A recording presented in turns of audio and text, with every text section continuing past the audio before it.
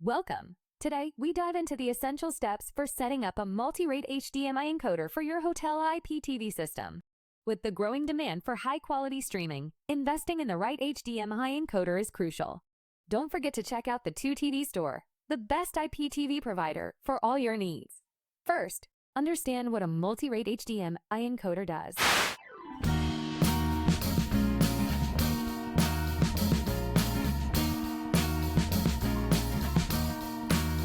I am waiting for a bus at the end of the night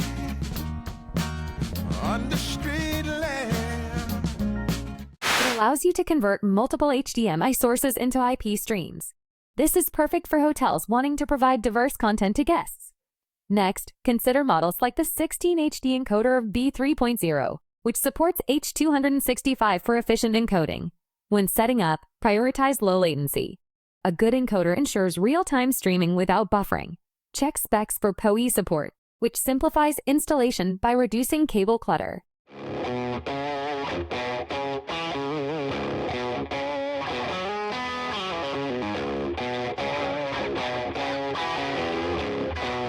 Yeah, came through flexing cause they know I got the sauce.